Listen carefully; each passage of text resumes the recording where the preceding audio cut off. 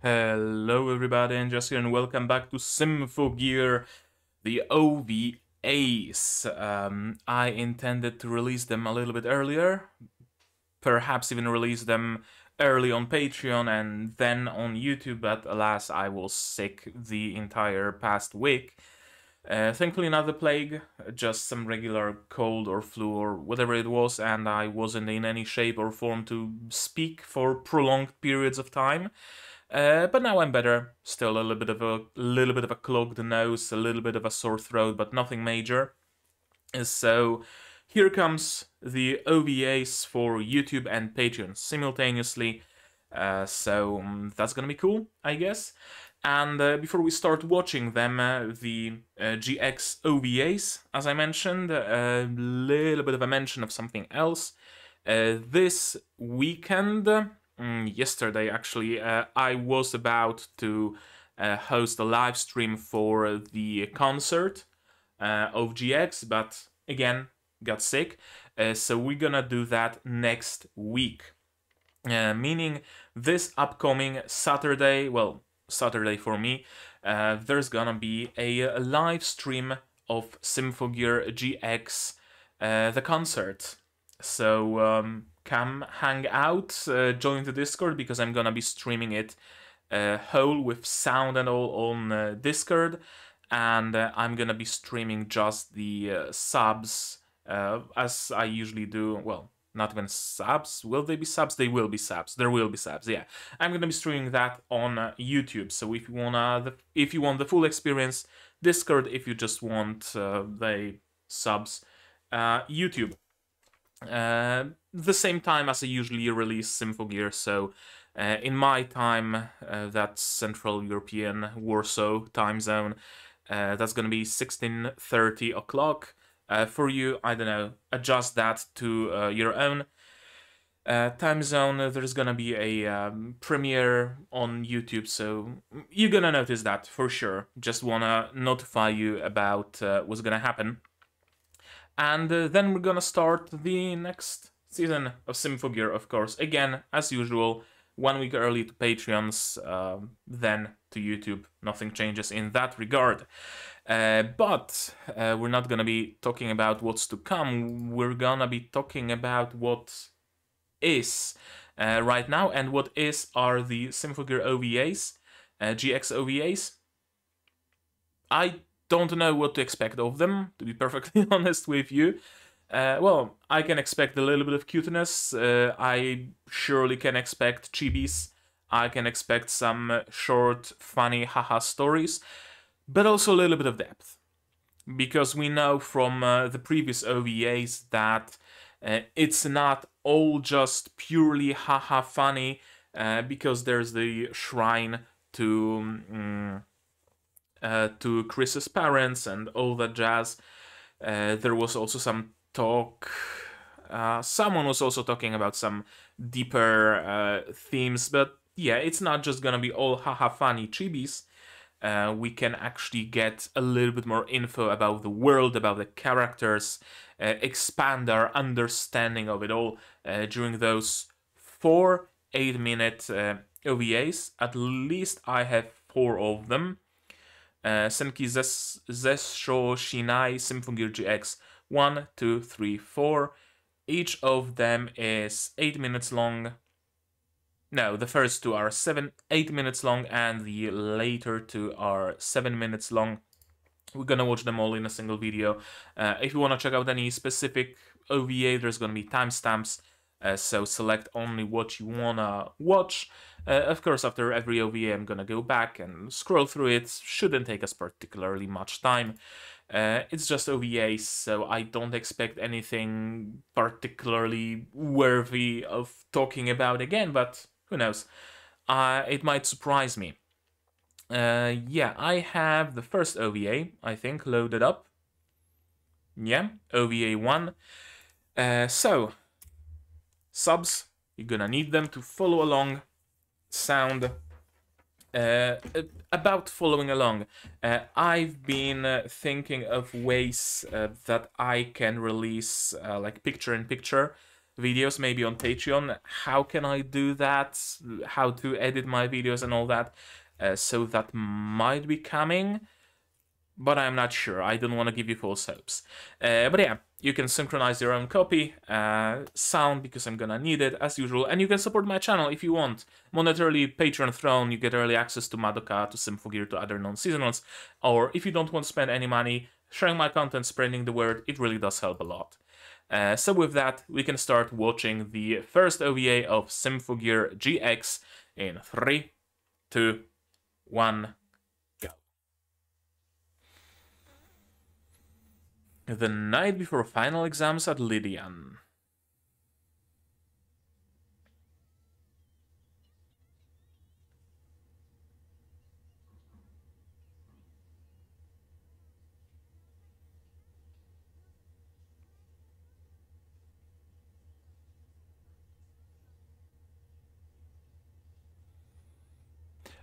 That's actually a good point. Usually it's like a magic academy or whatever. They don't have math and physics there. They just have magic shit.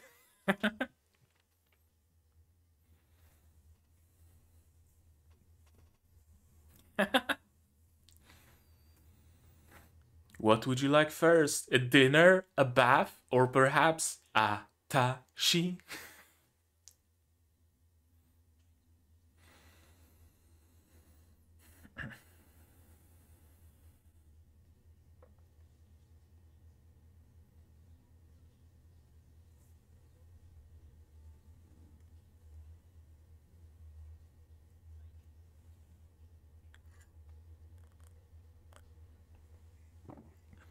Is that Kirika's letter?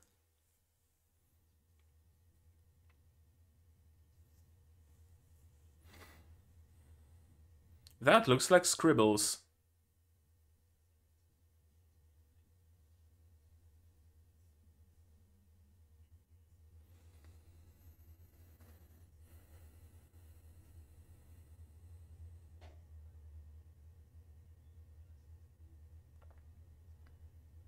Okay.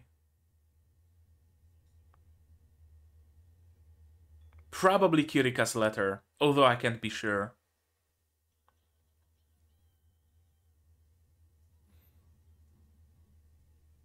It was Kirika's letter.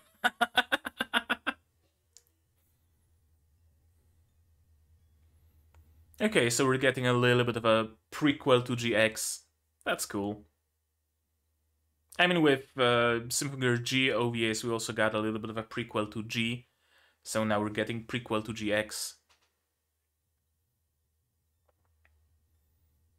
What's happening at noon?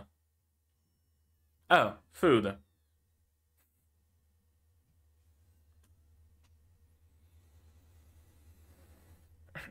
I mean, it's not usual prison food.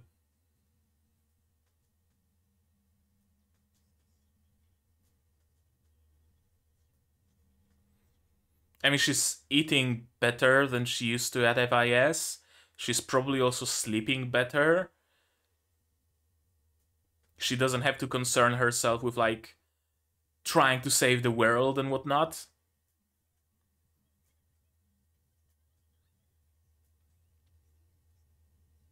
Yeah.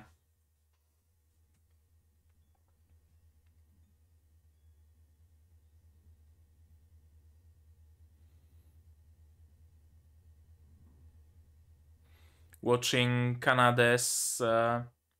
Canada's. Yeah, I wish. It's Tsubasa's concert.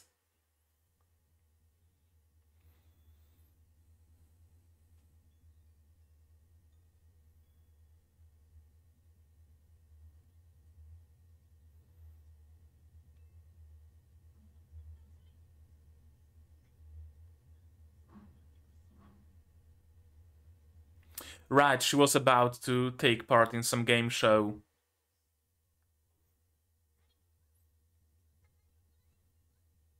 Chris really likes mandarins, doesn't she? Or clementines. I can never tell the difference between the two. If there is any. Yeah, New Year bento.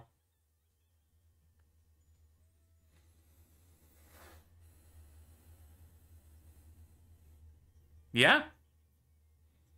Did you perhaps consider joining?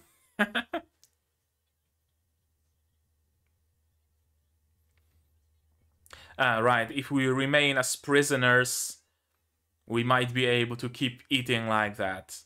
Well, no. If you confess, then you'll be able to eat like that every day. And yeah, I guess life in imprisonment like that isn't so bad.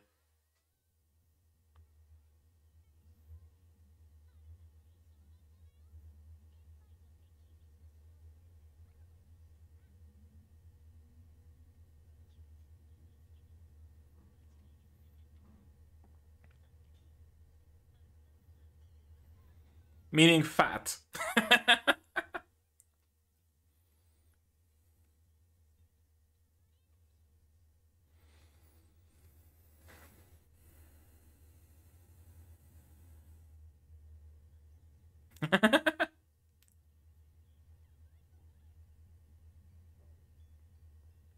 Oh, Tsubasa's graduation? Well, that's an important thing that was completely omitted in the main series.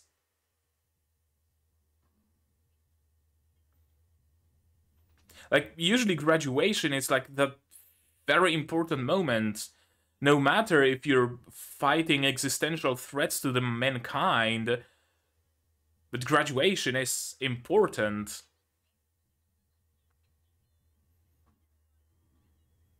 I mean, yeah, that about describes Chris.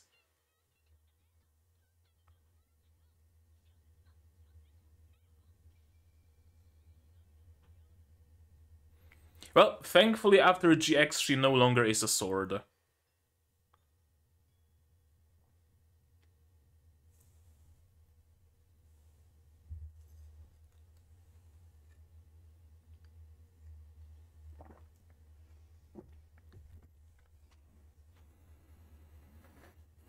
And both are gonna cry like faucets. Yeah. It's not which one of them is gonna cry, both are. You're gonna get two brand new Kohais, so...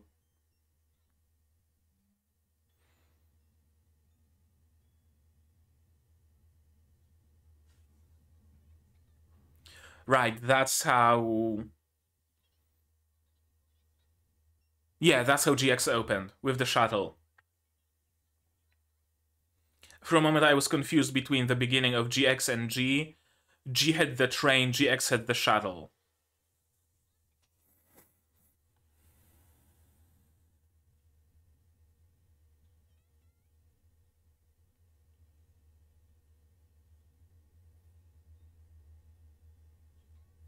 Okay, that's it. That was first OVA, apparently.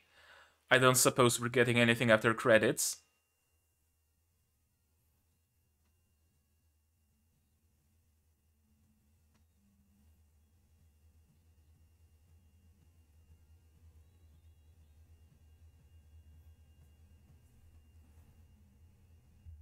Or... No, nothing after credits. Okay, so let's go through it real quick again. Some cute moments. This is Kirika's letter. I was correct the first time around, but her just going death solidified my belief. Meals at noon. Yeah, they are really living much better in the Division 2 imprisonment than they were living when they were under FIS, aren't they?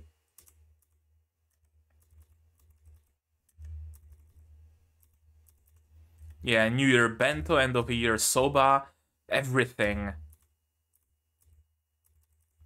They've become well-rounded. Yeah, the graduation, it really surprised me that they relegated it to just a skit in the OVA. Like, I understand that it's probably mostly due to time constraints. GX GX as it is was extremely packed. Too much. It was way too packed. GX honestly should have been like 24 episodes. It should have been double core, honestly. But it wasn't, so it was incredibly tightly packed. Not for the benefit of the series, because GX wasn't all that great, unfortunately. So I understand that they couldn't, like, just purely time-wise, they couldn't put the graduation in GX. And it's honestly a pity. Like, genuinely. It's a pity that the fact that they had to pack everything so much, because they now have 6 main characters and everybody had to go through some sort of character growth, despite everybody already having gone through character growth. Only Tsubasa and Maria really needed a character growth arc. Nobody else did, but they had to do it anyway because Ignite module, yada yada yada.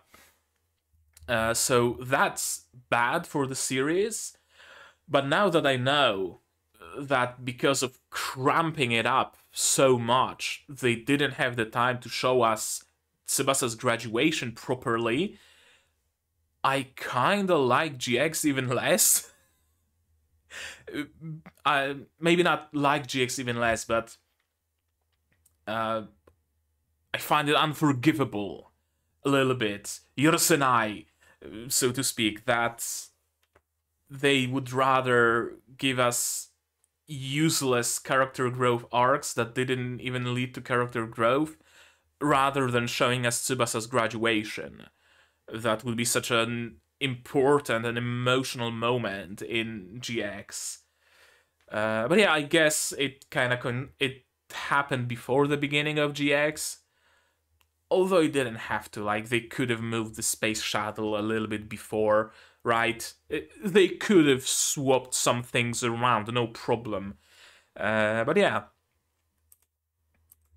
Weird that they didn't, on one hand, weird that they didn't include it, because graduation episode is kind of a staple of anime. On the other hand, no wonder, because they were very short on time as it was. So having to include additional scenes, additional events would cramp them up even more. GX really should have been 24 episodes, like, no joke. Kind of a, like, completely... how should I say it? I don't know how to say it in English. Płon na nadzieja, which means fleeting hope. I guess you could translate it like that.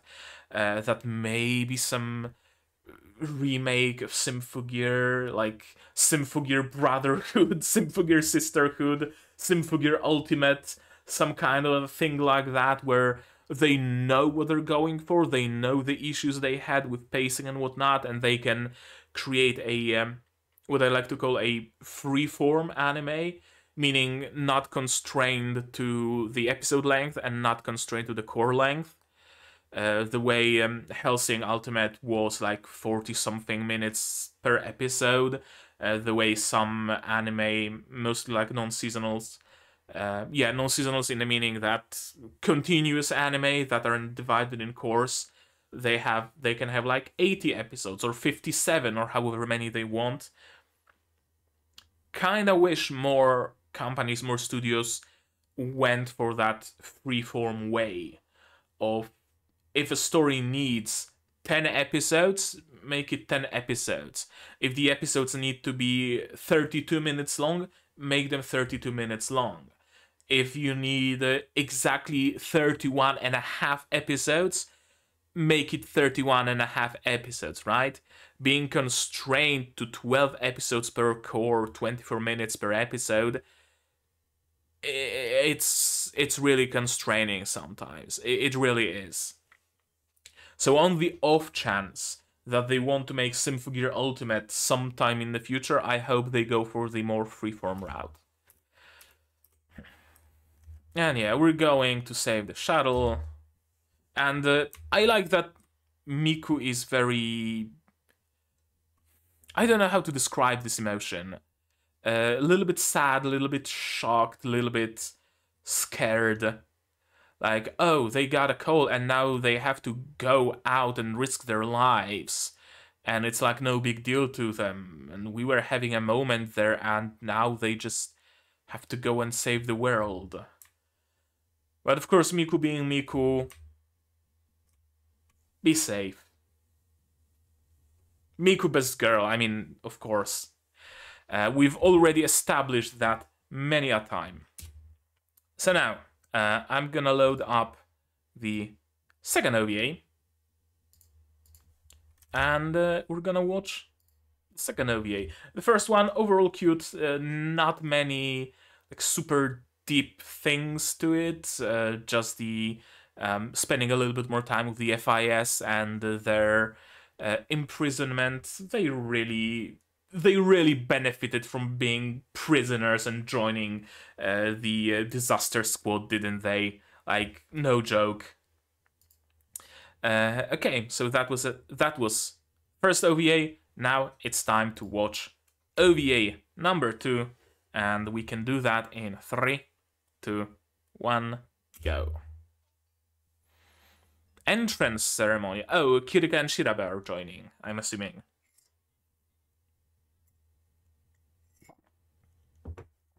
Yeah.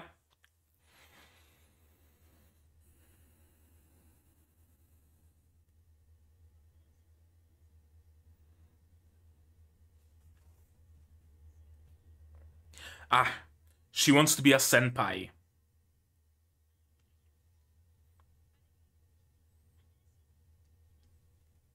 I mean, she's not entirely wrong.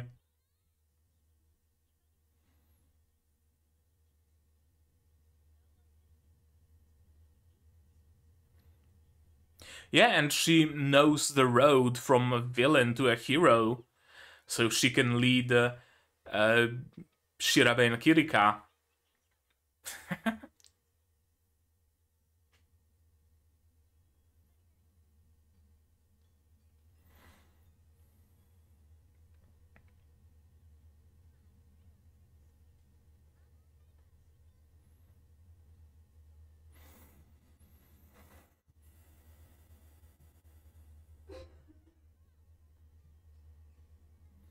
Yeah, she has no idea how to keep things straight. I mean, Hibiki and Miku keeping things straight?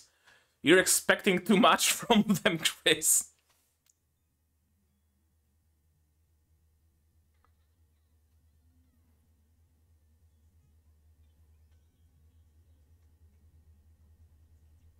Yeah.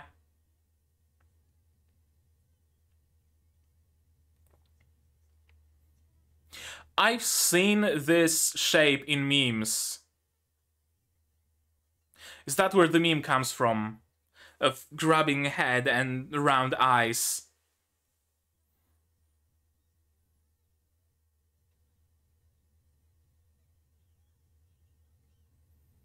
Yeah, that's what she intended from the first place.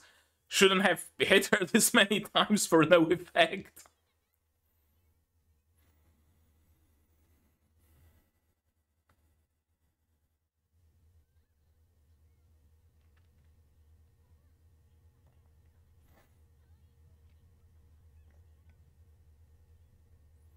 Yeah.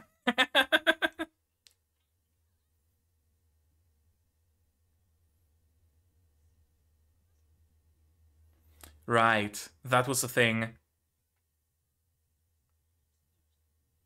Yeah, go with her, entertain her.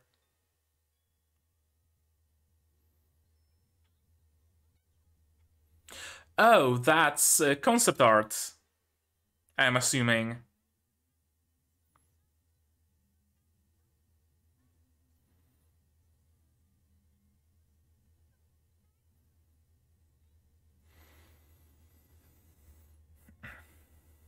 Right, it was amazing. But at least everybody was guaranteed to see whatever the teacher was presenting.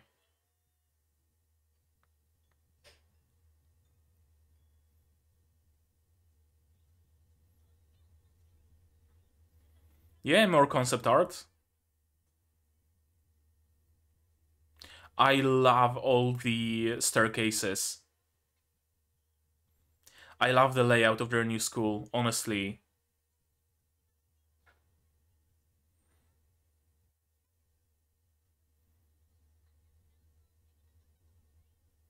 Very futuristic and angular, but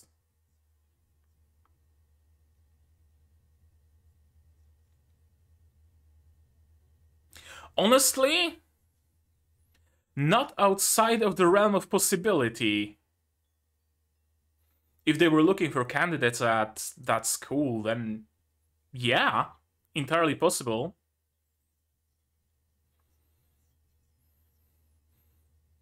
So that whenever some candidate is spotted, they already have some preparation, like purely physical.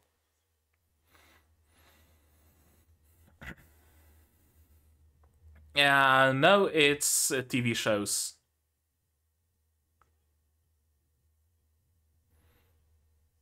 Yeah.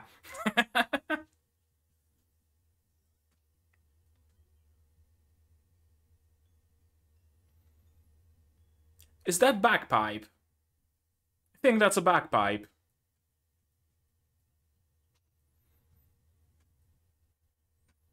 An international sensation.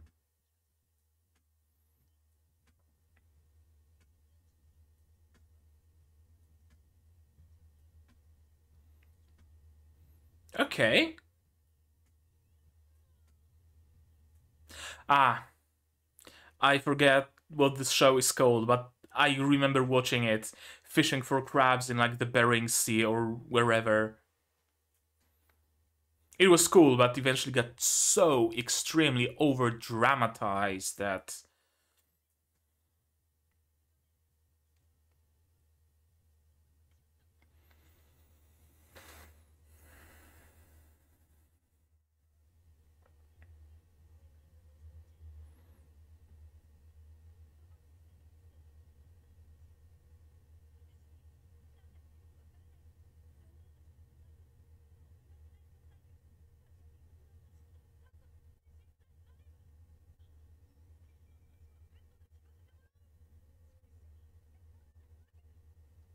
What was that line? Something she's secretly hoping for, or.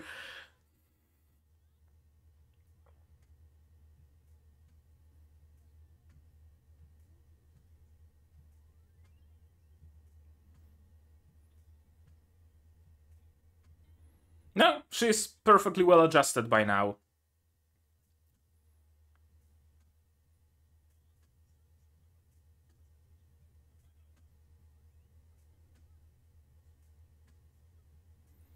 And so she's been rejecting all of them.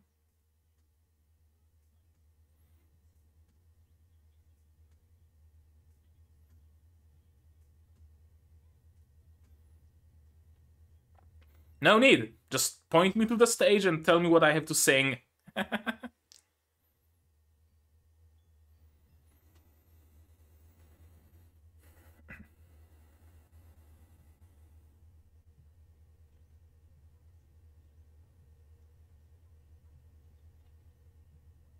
All of them live at the dorms, and Chris, I think, lives at her own apartment. So. Makes sense they would be watching it at her place.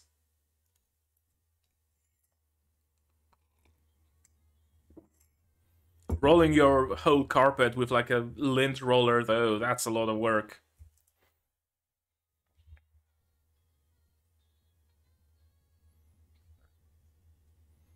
Okay, the same ending, and I don't think there's anything after credits. So. Yeah. So we're gonna go through it again. Shall we? Yes, we shall. Yeah, entrance ceremony. Another thing that could have been in the anime proper and could have been a chance to give us a little bit more of a how should I say it? Better flow in the timeline, kind of a connection to the previous season. that they didn't do because they simply didn't have the time. I'm glad that it's there in the OVAs. The OVAs create that bridge between G and GX, the way previous OVAs created the bridge between the first season and G. But I would rather see it in the anime proper, right? In retrospect, that's also one of the things that I kinda missed in GX. In previous seasons, in the first season and in G, sure, there was the whole shtick with having to save the world and existential threat and whatnot, but there was also the time for bits and pieces of slice of life, right? Going to what was the place called? The okonomiyaki place, whose name I forgot, to grab some okonomiyaki, right? Going out with your friends, walking home out of school, meeting with them somewhere, even if that later led to an enemy attacking or whatever, but we did get that bit of their day-to-day life. Even in G, when Kirika and Shirabe went out to 7-Eleven to buy some instant noodles, right? Sure, that resulted in Kirika misunderstanding that she has the soul of Finney in her and kept rolling. The whole thread started there and kept rolling from that point. But when they went for just to buy some food, that was cool. And in GX, I kind of missed those bits and pieces. Like, sure, we get some moments with Hibiki having a dinner with her excuse for a dad, right? But we don't have those like entirely unrelated and detached, you could say, moments of slice of life. That's been missing from GX, like, heavily. Because sure, combat and fighting for the sake of the world and whatnot, that's cool and all, but you kind of have to ground it a little bit. You have to show us what exactly they're fighting for, right? I think the first season did it the best, because multiple times Noise was directly attacking Miku. For example, Miku was in danger, and that gave us, the audience, and Hibiki, the knowledge and the realization that I have to fight, and fighting is cool actually, but besides fighting being cool, we're also helping the characters that we love. The day-to-day life that we have is worth protecting and has to be protected. In GX, there wasn't much of the day-to-day life. It was all just fighting and fighting and fighting, but kind of, what for? What are you really fighting for? Because I see you're fighting, and you have a cool style, and I like the henshins, but there is a severe lack of grounding. Again, glad the OVAs are showing us all of that, but the graduation, the beginning of a new school year, all those moments would have been great grounding moments sprinkled throughout GX. We only had pretty much just watching the concert in like episode 1 or 2 or whatever. I think it was first or second episode, can't remember now, when they were watching the concert at Chris's place.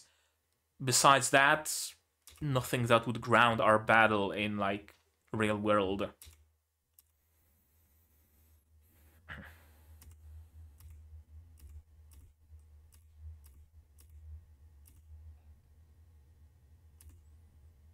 Right, this face. Come on, show it to me.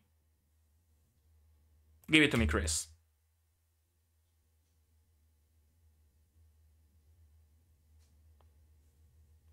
Are you working or are you not working? This one, yeah. This face, I see it all the time with all sorts of characters in all sorts of like stickers on Discord or memes on gacha subreddits and whatnot. Is this scene the start of the meme, or is this scene referencing the meme? I don't know. Maybe you guys will be able to tell me. But I see it everywhere. Everywhere I look, I see her face. And yeah, of course, Chris wants to be the most reliable senpai, and she would prefer to be called One-sama. That would be the best. But everybody calls her Chris and Chris-chan, and also interesting that Chris-chan is attending a Chris-chan academy. I immediately thought of the other Chris-chan, but I'd rather not, so let's not go there. And yeah, she really likes the role of a senpai, doesn't she? It's my job to give our cute new students a tour.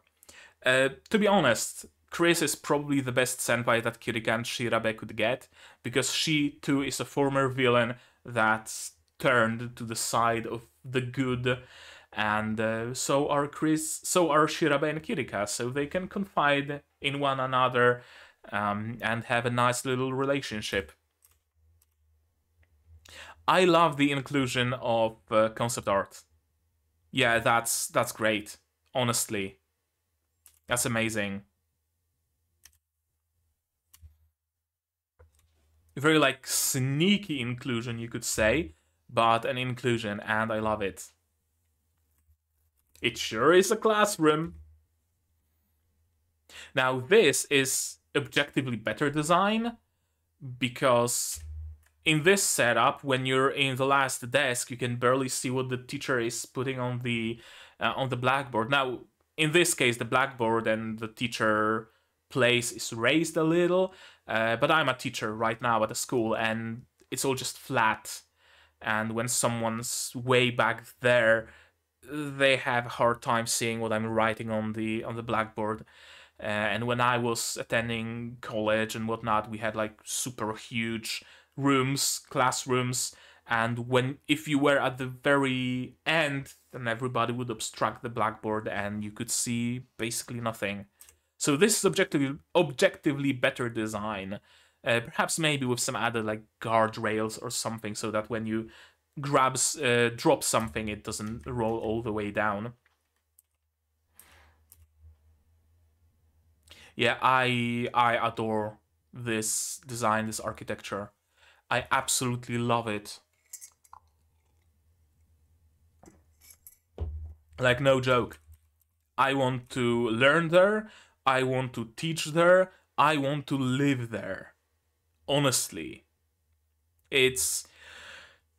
I always had a weakness for this, like, old, kinda over-designed, kinda over-engineered, like, Victorian architecture with all those guardrails and layers and terraces and staircases. It would suck having to go from the library to the track field and back, but like just visually it's amazing. I have that wish, like a long-term wish, that one day I'm gonna buy myself a plot of land on like slight incline, slight hill, and I'm gonna build myself a home with like terraces and stairs, and it's gonna be an absolute bitch to traverse, but it's gonna look cool, I guarantee. Yeah, regular old track and field. This, I guess, makes some kind of a sense because you can pack it a little bit more tight, but yeah, 90-degree corners, not great. That's a good point, actually, that the academy was built, Lydian was maybe not built, but it wasn't built for the sole purpose of scouting out Symphogear users, I don't think, but it was at least partially repurposed for that goal. Although I can't be sure, because the Disaster Squad did have a base underneath, so it probably was built for the explicit purpose. So it would make sense that this track would be made in a specific way so that, I don't know, everybody is adjusted to sharp turns so that if they turn out to be like synchronized with Symphogear, then they would have less issues taking sharp turns when they're flying around on their jetpacks or whatever, right? It would make sense. It would make sense, and it's interesting thought. Yeah, it might be that everything was designed that way on purpose to provide them with intense training. Absolutely. Now that I think about it, yeah. And yeah, of course, she's wanted in reality shows and fishing crabs. Reality show. Yeah, probably for people to have a little bit of a laugh at her answers rather than her being amazing at those reality shows. But hey, popularity is popularity, right? How should I present myself on stage? Ah, yeah, 5 o'clock. Getting a nice cuppa, Earl Grey, or a British breakfast tea. Also, the table is vaguely shaped like pie. Letter pie. Yeah, Maria is kind of going a little bit of a Chris here. Kind of a parallel to Chris was, oh yeah, you're surely unfamiliar with the academy, let me walk you around, let me show you around. Same is for Maria here, oh, you're probably unfamiliar with the showbiz here, let me help you. And yeah, both of them take it as a chance to escape for a little bit. Tsubasa escaped from the reality shows, Maria escaping from her charity concerts, and they can just have a concert together and have a little bit of fun. Now I gotta hurry and clean everything for those jerks. For how you're referring to them, you're putting an awful lot of attention to making your room spotless, Chris. But yeah, I mean, that's entirety of Chris's character, right? She's the epitome of a tsundere. Roll, roll, roly-poly. Okay. That was the second OVA. Time for me to load up the third one. And second OVA, most of all, I like the bits of concept art. I really do like seeing concept art for pretty much anything. It always has that little bit of, I don't know, it's always just a little bit more detailed, just a little bit more raw. It always looks cool when you see the concept art. Besides that, cool character moments. I mean, that's what the OVAs are all about, really. And again, I find myself kind of regretting, maybe not regretting, but wishing that they included those bits of slice of life, daily lives in the series proper, in the season proper. But alas, what can you do? Okay, the third OVA is starting in 3, 2, 1, go. Okay, just before episode 1 of GX.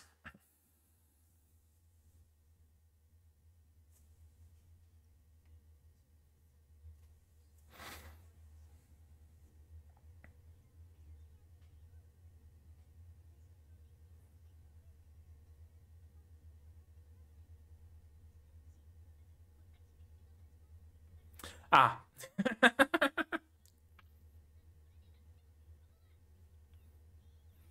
Everybody has a little bit of JoJo in them.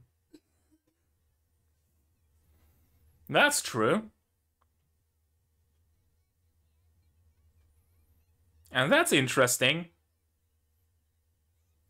I mean, that's a part of your personality, so yeah. Okay, interesting and important detail that the autoscorers are at least partially her. Okay. Thank you. I did not expect that, but thank you.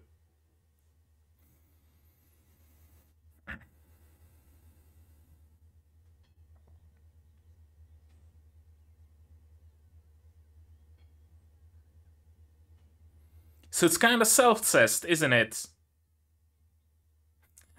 Or that, sure. A combination of self-cess and voyeurism. The tags are writing themselves, I swear.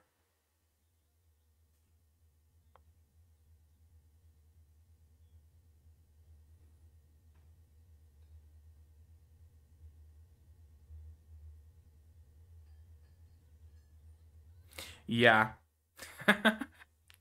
Nobody mentioned that yet. Yeah.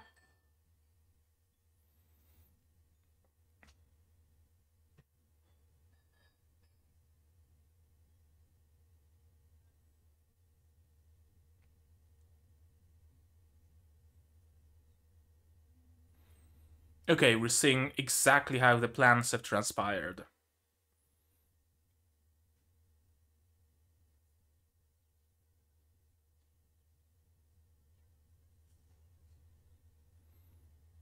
Okay, sure, escaping is one thing, but I can't leave my room dirty.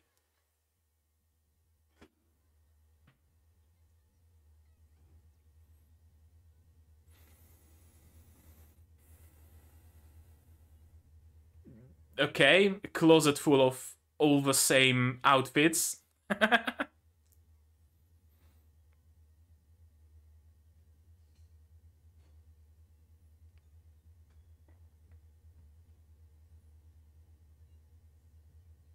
Now it's just regular door.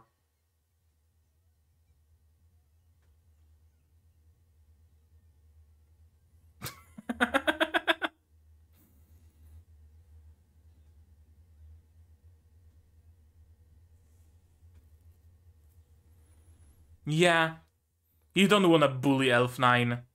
Please no bully. Even Autoscorers have a conscience.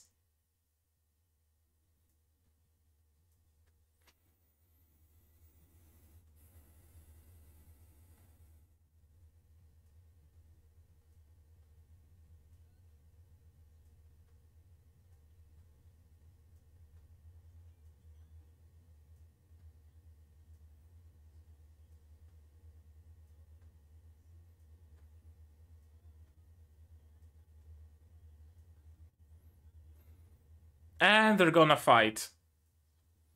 Or maybe not. No, she's just pulling it out of her ass.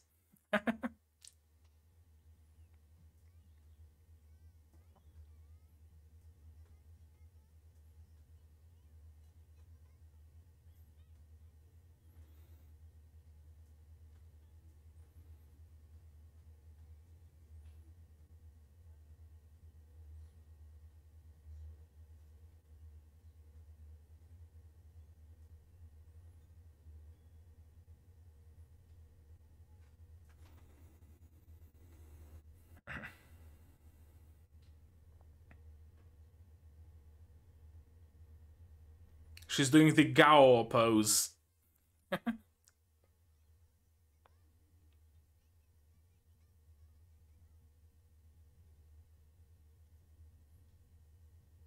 Yeah. Yeah, probably. Oh, a banana noise. Banana noise.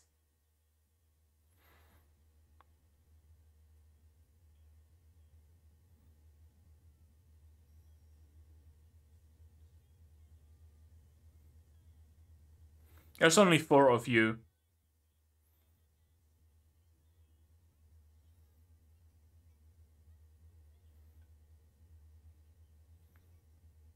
Yeah, I mean, at times their faces were a little bit quirky, to say the least.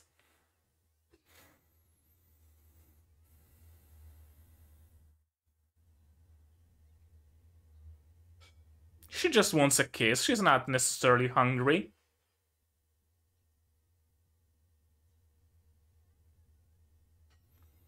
That her hands aren't necessarily. Yeah.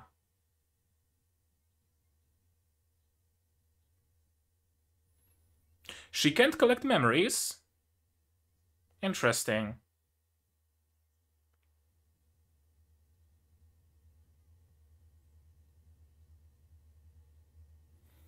Interesting. That she's like purely battle-oriented.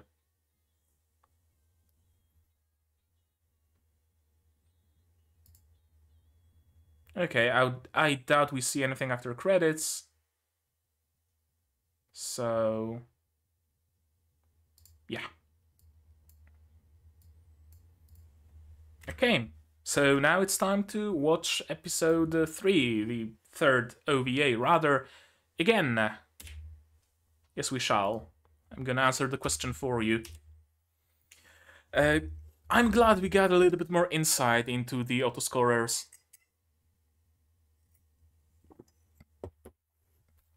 On one hand, I like this fact. On the other, makes me think that it's kind of a pity that they were all destroyed and killed, and they no longer exist. Because with previous villains, there was always a chance, and pretty much, well, not okay, kinda all. With every previous season, the villains would eventually join us, at least some of them, right? Chris joined us, Kirika, Shirabe, and Maria joined us, right? In this case, Elf9, but Elf9 isn't really a villain, so there's that. On one hand, cool that they're showing us this characterization, but on the other, ouch, my heart. They're showing us how they're, interacting with each other, they're having fun, they're like, it's a bit of cute moments, and you're watching those cute moments with the knowledge that each and every one of them is dead. And it kinda hurts, like, not gonna lie. Also, interesting tidbit that all of them were created based on Carol's subconscious. That rotten personality, indeed.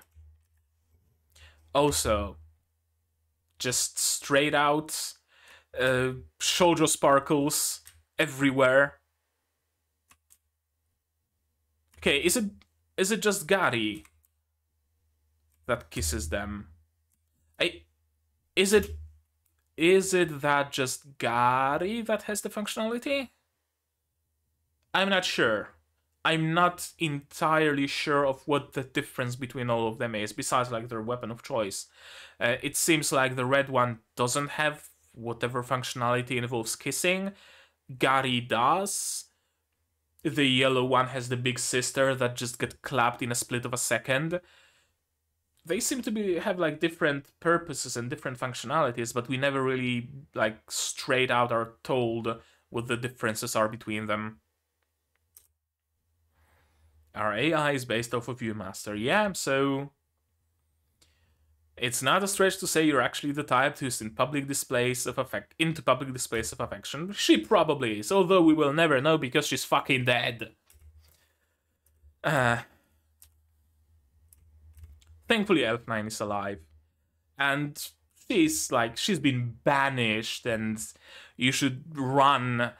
I don't want you here, but I have to keep my room spotless. I have to clean up after myself. I have to pick up my best clothes, because it's gonna be my debut in the outside world.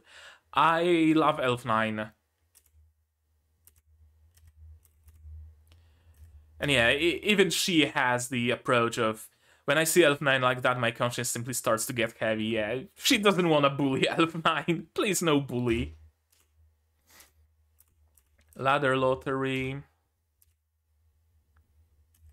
Okay, so Gary just approaches them and kisses them without any qualms about it, and when she is asked for it, she refuses. She's a little bit of a tsundere, isn't she?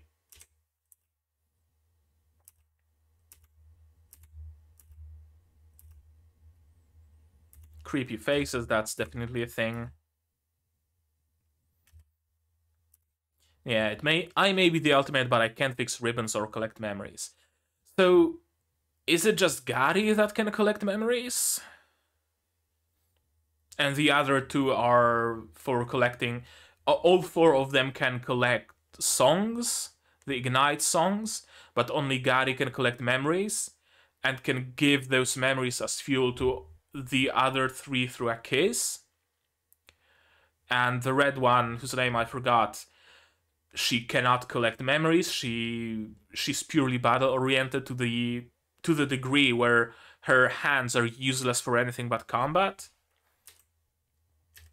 I wish we got a little bit more of characterization for them in the main series. The differences between them, for the differences between them to be a little bit more plainly shown, right? But again, time constraints and all that.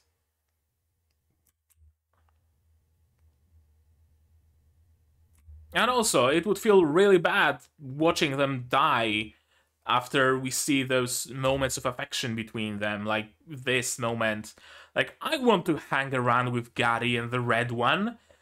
Can't we hire them at the disaster squad?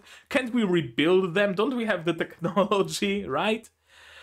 Alas, we probably do not. Yeah, it's... Feels kind of heavy that in previous seasons we were able to have some of the baddies join us, at least some of them, because sure, Nastasia and Ver, well, Ver didn't die, but Nastasia died, Ryoko/Finay also died, but some of the villains turned the tide. Kind of a shame that it didn't happen this time around. I mean, sure, in the after credits scene, Carol did have a little bit of a redemption moment, giving up her body for Elf9. I still wonder what the repercussions of that are gonna be. Is there still bits and pieces of Carol left in there, and they just merged with Elf9, or is it just purely Carol's body, Elf9's mind? I wonder. We're gonna see that in future episodes, I have no doubt. What else? Cool to see bits and pieces of slice of lifey moments at the chateau, but also, ouch. I really want to see them again with better characterization. I think that's the biggest part here. I didn't mind them dying in the main series because we didn't really have any characterization for them. All of them were essentially just battle-hungry maniacs, battle-hungry maniac machines. Only now did we get a little bit of characterization for them, that they are parts of Carol's consciousness, that they share Carol's traits, that each of them is different, that they have some relationships forming between them, that they aren't just purely mechanical combatants, they are living beings, sentient, sapient, right?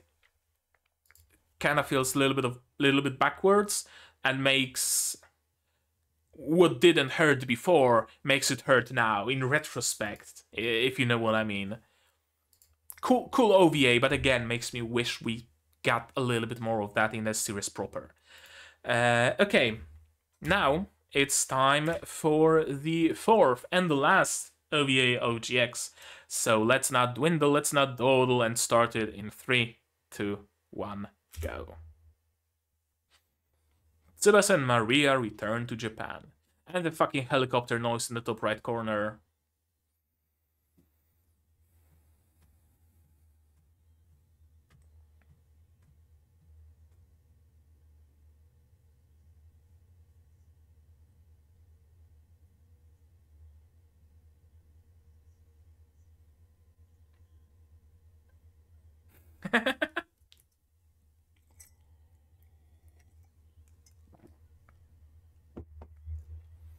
Little bit of a girls can't love girls moment.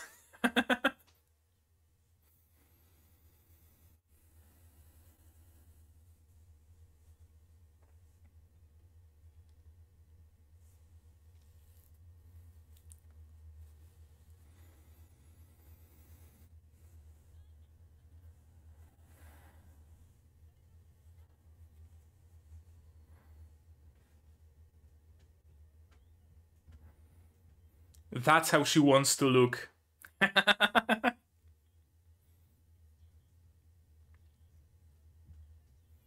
Okay, that was the issue. Gotcha. Beef Stroganoff. May he rest in peace. That was regarding Overlord, if you didn't get it. A cooking show? Okay, I'm down.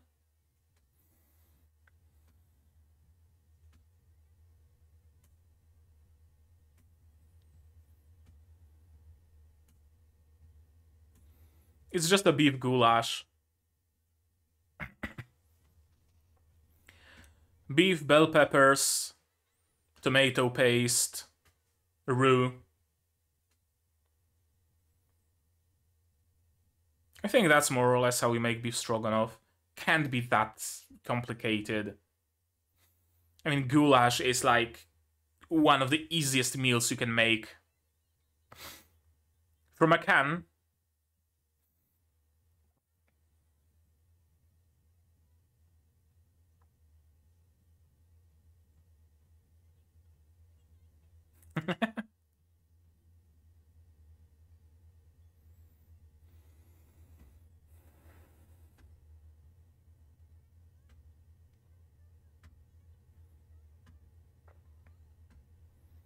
Okay, so demi-glace does all the difference.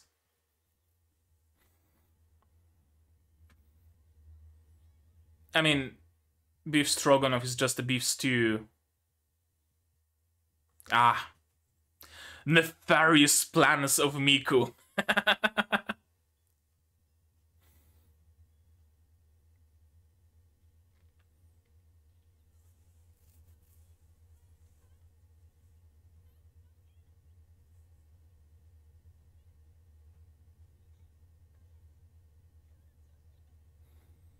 Yeah.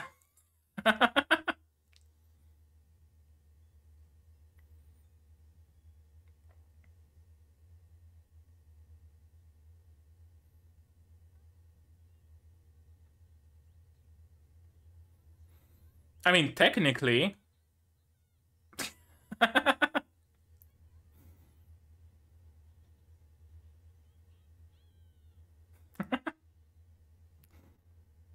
Those wouldn't be that bad, honestly.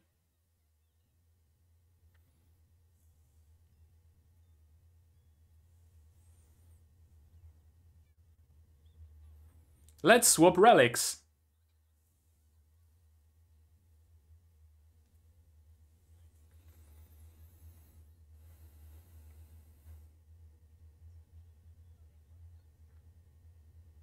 What kinds of thoughts? Why the fuck are you blushing, Tsubasa?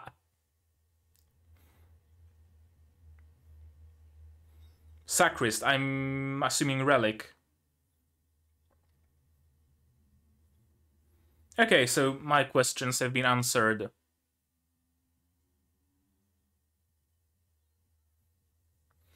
Once you are aligned with some relic, you're permanently bound to it.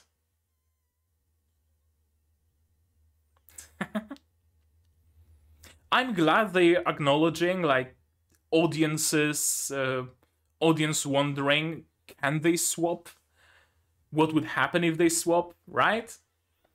I can't be the only one having those thoughts.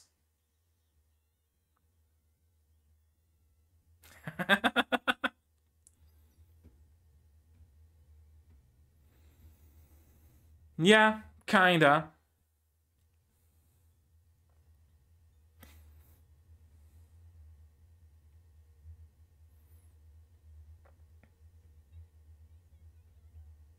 Igalima balls! Sorry. Yeah.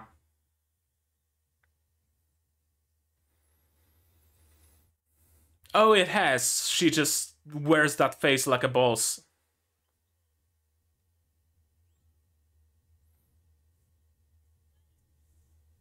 Ah.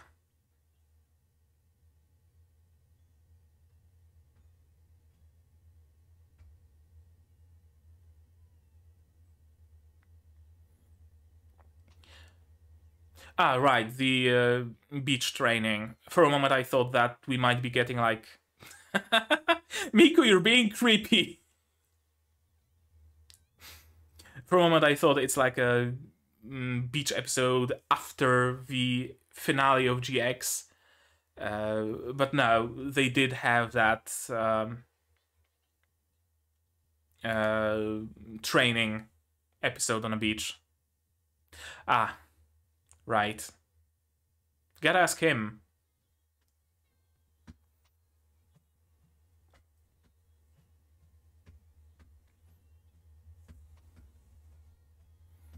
On one hand, kind of wish we got a moment, a couple of scenes of what happened after the GX finale. On the other, maybe better that we didn't, because those OVAs were cool and I like them very much, and if they were to show us something that happened after the finale, they might have to show us Hibiki's father, and that would completely ruin my mood. So it's probably better that it is the way it is. And the way it's gonna be is we're gonna watch it again. As usual. Oh, sorry. Yeah, performing that Requiem cheerfully was a challenge. But yeah, thankfully, Tsubasa was there. My rock, my like thing that calms me down. Having Tsubasa on stage with me helped me get into the mood. They really aren't trying to hide the Yuri tinted glasses, are they? Right, beef stroganoff. Let me look up beef stroganoff real quick, because I think it's just a beef goulash.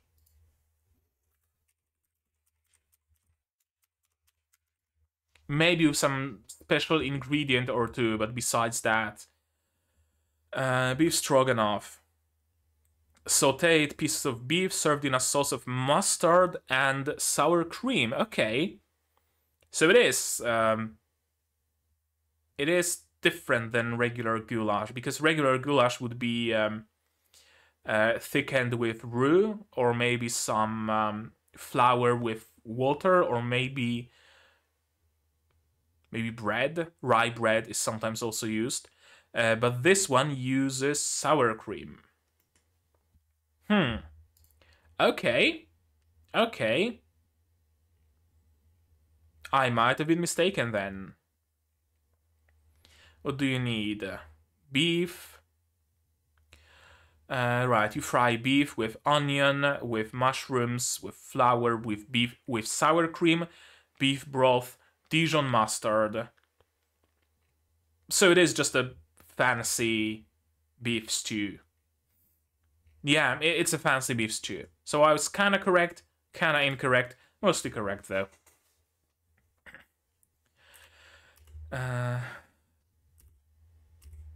Yeah, and of course, beef stroganoff has been Japanified and served the exact way that a curry would be served on a side of some rice.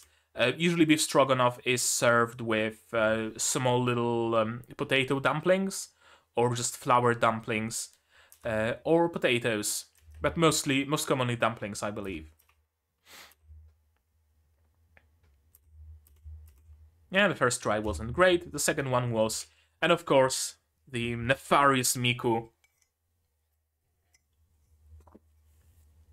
I love her side tongue face.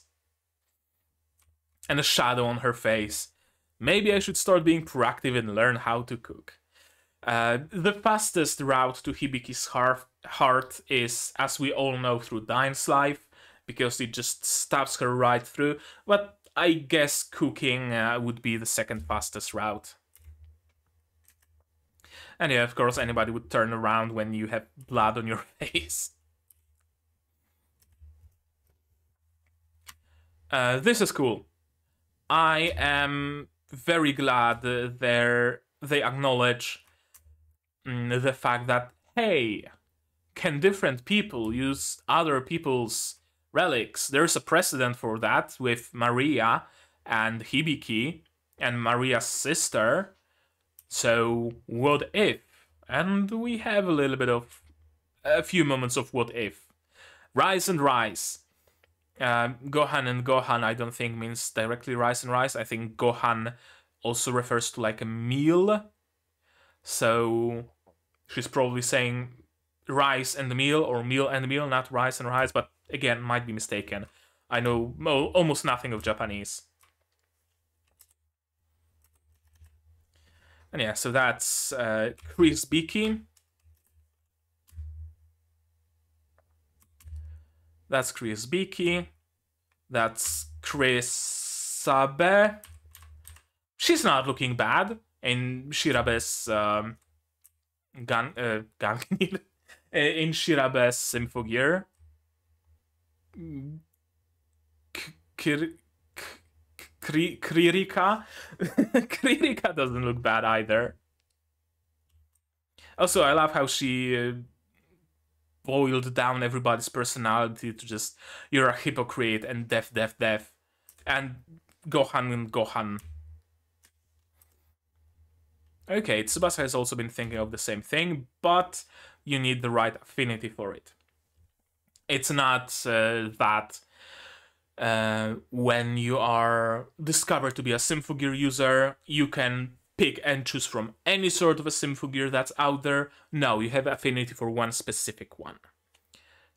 Questions. That brings questions. What if they find a Symphogear user at Lydian, but that Symphogear user also has Igalima affinity? Can that happen? Right? Or what if they never find someone with affinity for whatever other relic they might have? I don't know, Excalibur or whatever. It answers some questions I had, make no mistake, but it also raises some interesting questions all the same. Maria is an exception, yeah, because she had contract with Gangnir and she had contract with Ergetlam. Of course she's been thinking about it. Who hasn't? It's Chris Basa. I'm gonna call it Chris Basa.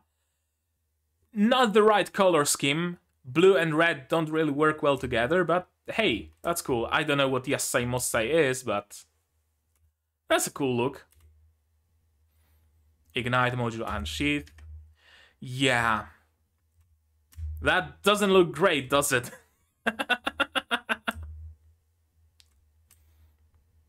It certainly doesn't look great. They look like those monsters from Hollow Knight. They have become the sheaths. Exactly. Ligma and Shrew Shagan have been fixed, but now they have the capability to stab you through the chest, so you're always just a little bit on edge. And yeah, Kirika started, of course, talking out loud her thoughts. She started thinking out loud. That last part.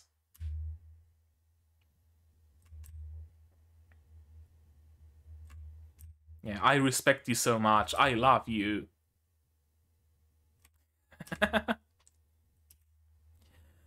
And yeah, Miku. Yeah, since the training is special, we need to make sure it gets recorded for documentation purposes. Oh yeah, it's for science. It's purely documentation, Hibiki. Pay me no mind. Now, could you undress? I have to take photos of you as you are to compare the muscle growth that you're gonna have. It's purely, I assure you, it's purely for science. Yandere Miku best Miku. Not gonna lie. And yeah, how did he do it? He's a ninja. I mean, that's the explanation. The best explanation you're gonna get. He's a ninja. I don't know if future seasons are gonna explain anything about Genjuurou and Ogawa. I hope they don't. I hope it just becomes a running gag that Genjuurou can stop bullets with his teeth and Ogawa can just run on water and perhaps even fly, and they never explain it. I hope that's gonna be a thing. Okay, that was the third OVA. I'm gonna leave my headphones on for a bit to cut this video, place the timestamps better. It was cool. What can I say? This one was mostly fluff, right? Making the beef stroganoff. What else did they do? Couple of moments with Maria and Tsubasa, mostly making beef stroganoff, and mostly wondering about relics. The thing with thinking of relics, what the fuck is their deal? Can you use someone else's relics? Can you not? How does that work? I do appreciate that. I really do. Again, bit of a bummer that we learn about it from an OVA and not from series proper, but I'm glad that we learn about it. Why am I saying bit of a bummer? Well, first of all, not everybody watches OVAs. There are weirdos out there who don't watch OVAs. Super weird, if you ask me, but there are people like that. Second of all, this set of OVAs was very hard to find. It was very hard to... It's nowhere on... I couldn't find it on like any legal streaming. I could find it on Nya, but with 0 subs. Eventually I found it on some Facebook group post, some Mexican Facebook group that linked to Mediafire, that had all of the episodes with hard-coded, hard-subbed in Spanish. That was the best I could find. Now, thankfully, my Discord came in clutch, and they linked me directly to all of the episodes on Nya that I somehow missed, and that's how we can watch it right now. So if you want links to them, check out my Discord, I guess, and you will find them there. But yeah, it's kind of a bummer when series can expand world and give us this important information about the relics, for example, not in the series proper. But besides that, or, well, besides that, not besides that, including that, great OVA, 4th OVA, really cool. A little bit of nice fluff, a little bit of information, nothing particularly heavy. I enjoyed it thoroughly. And now,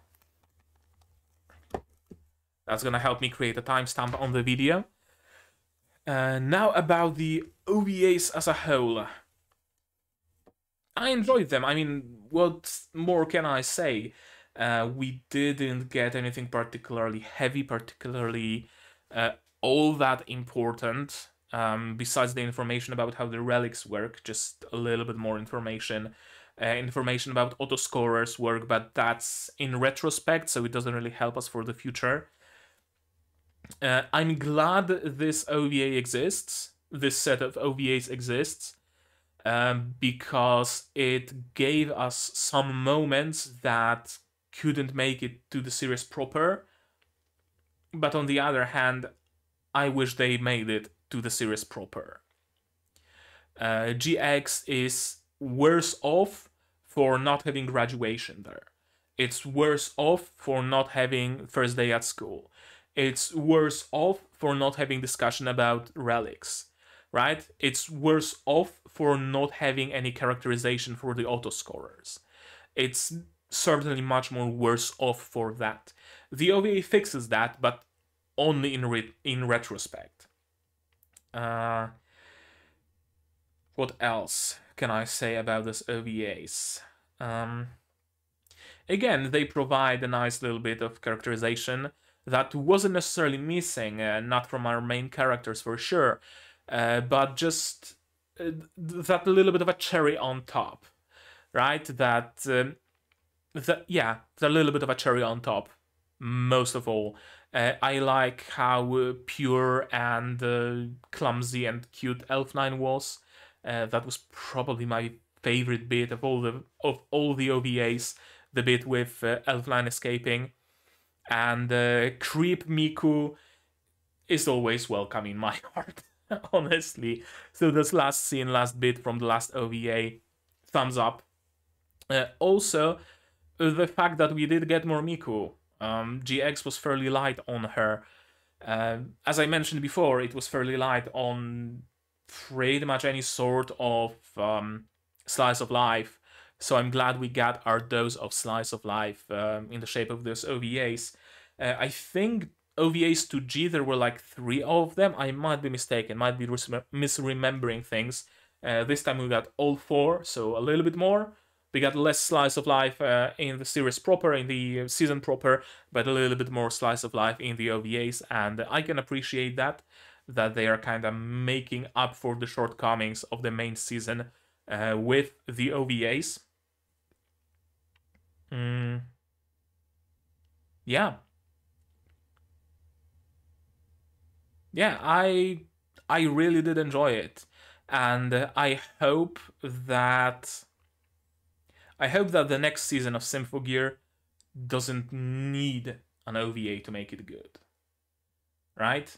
That it can stand by its own merit, that it can have those moments of slice of life, that it can have those moments of characterization, and that the OVA can be something added entirely on top, not something used to add missing elements.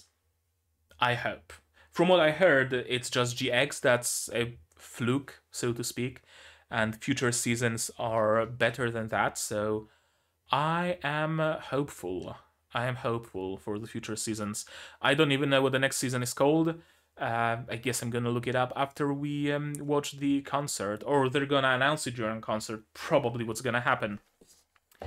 Yeah, cute OVAs, love the characterization, love the characters, love the Yuri, loved the bits of information, and I love Creepy Miku. And that's all I have to say about those OVAs, really. Now we can end it, so maybe you guys have something else to say about those OVAs, and if so, do that in the comments down below. What did you think of those OVAs, of my reaction, of my theories, if I had any? Tell me about it. No spoilers for future seasons, please. You've been, genuinely, the viewers of Symphogear were really good so far about not spoiling anything. I'm surprised that I haven't encountered any spoilers for Symphogear, so keep it up. If you do want to talk spoilers, though, my Discord is here, also in the description. There is a Symphogear channel there where you can talk spoilers to your heart's content. Like this video if you liked it, dislike it if you disliked it, but tell me why so I can improve.